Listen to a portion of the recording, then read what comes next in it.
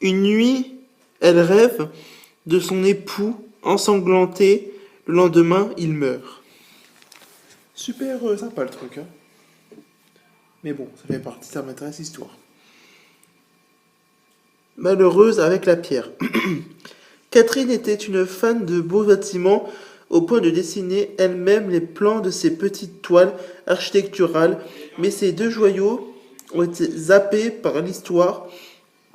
Ainsi, la ratonde des Valois, magnifique chapelle funéraire ronde où elle reposait aux côtés d'Henri II, à la cathédrale de Saint-Denis, était dans aussi mauvais état qu'elle a été démolie en 1719, quant à l'immense palais des Tuileries, édifié à Paris à partir de 1564 et qui se trouvait entre l'actuel arc de triomphe de Carrousel du Louvre et le jardin des Tuileries. Il a été détruit par un incendie pendant la Commune de Paris le 23 mai 1871. 6. Elle a un sacré coup de fourchette. La Florentine raffole des plaisirs de la vie, notamment ceux de la table, au point de se rendre parfois malade. Elle souffre de gouttes en engloutissant trop d'artichauts, de rognons et de crêtes de coq. C'est elle qui convertit la France en brocoli, aux petits pois, à la tomate et au sorbet aux fruits. Rien d'étonnant à ce que ce soit elle qui, en 1533, ait rapporté la fourchette dans ses bagages, que son fils Henri III popularisera par la suite. 7. Elle pratique la méthode Coué et aime les happy end. Catherine de Médicis se montre toujours optimiste et adepte de la méthode je vais bien, tout va bien. Elle rejette tant les mauvaises nouvelles qu'elle fait passer un message aux dramaturges. Pas de fin tragique dans les pièces de théâtre.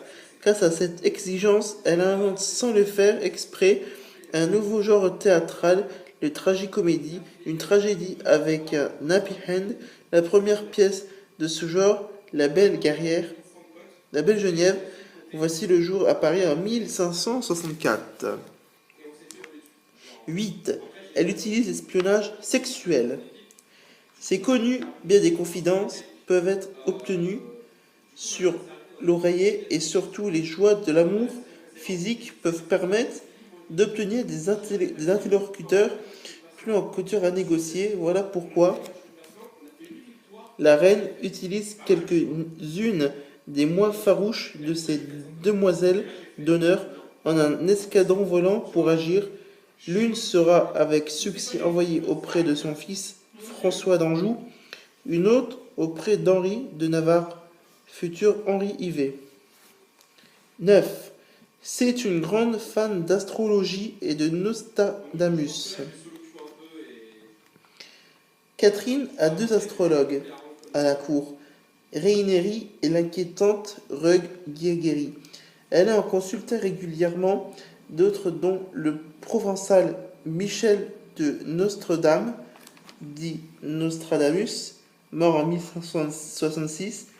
Elle est bien placée pourtant pour savoir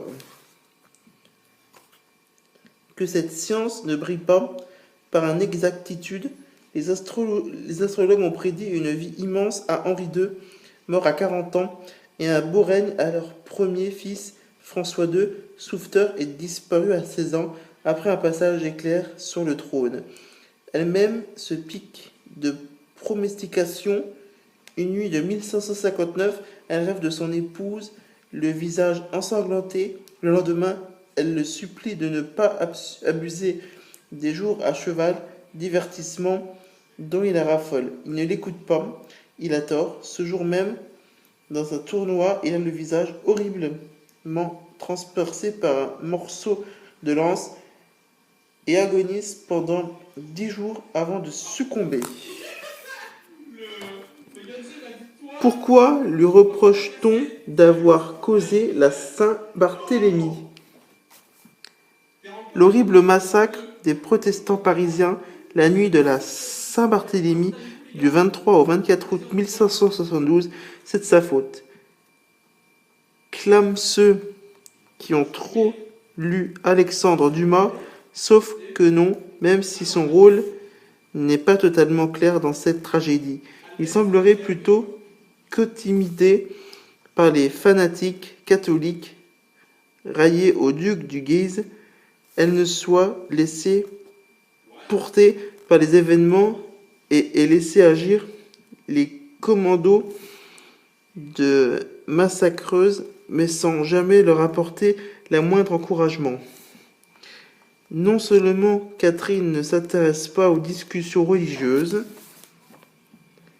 mais elle est la contrainte d'une va-t-en-guerre, l'édité de janvier 1562, et la paix, la Saint-Germain 1570, censée enterrer la hache de guerre entre catholiques et huguenots, sont les fruits de sa persévérance. Un signe, elle insiste fortement contre l'avis du pape des Parisiens, comme des protestants les plus belliqueux, par unir sa fille Marguerite, la future reine Margot, à son cousin le protestant Henri de Navarre, futur Henri IV, comme symbole de réconciliation interreligieuse, un symbole inefficace mais qu'on ne peut pas lui reconnaître. C'est très compliqué de dire sur du fond vert, c'est pour ça que j'étais un peu long. 10. Elle fait le capitaine sur les zones de guerre. La dextérité vaut mieux que la force. On peut dire que Catherine a beaucoup usé de son mot d'ordre dans sa carrière politique. Longue de 3 décennies entamée à la surprise générale en 1559, à l'arrivée sur le trône du jeune François II. Personne ne l'a vu venir, mais la politique, elle a ça dans le sens. Ce n'est pas pour rien que le plus célèbre des traités politiques, le prince de Machiavel, a été dédicacé à son père, Laurent II de Médicis, duc d'Urbino. Elle comprend aussi l'intérêt politique pour les Valois d'organiser des fêtes somptueuses, celles qu'elle imagine avec danseurs innombrables et faits pyrotechniques et machinerie complexe dépassent tout ce que la Renaissance avait vu jusqu'ici. Elle sait enfin faire le capitaine, le mot est d'elle, c'est-à-dire mettre en scène son courage pour diriger à cheval les hommes pendant les guerres. En 1562, pendant la siège de Rouen, les soldats médusés voient Catherine se promener sous les tirs de canon comme si de rien n'était. 11. Elle est fâchée avec l'orthographe. Cette hyperactive, il lui arrive d'enchaîner l'écriture de 20 lettres d'affilée, demeure résolument fâchée avec la grammaire et l'orthographe, des énormités comme s'il tombait, où elle répond émaillement sa correspondance écrite surtout de manière phonétique, un crayon y est un crayon ou iFast un effet et ses mentrons remplacent ce mentron. Ces missives étaient tellement illisibles pour ces pauvres interlocuteurs qu'elle les faisait souvent recopier par un secrétaire et envoyer en double avec la version originale pour qu'on sache qu'elle était bien l'auteur de la lettre en question. Aïe, à Paris, elle s'éteint sans gloire. 12.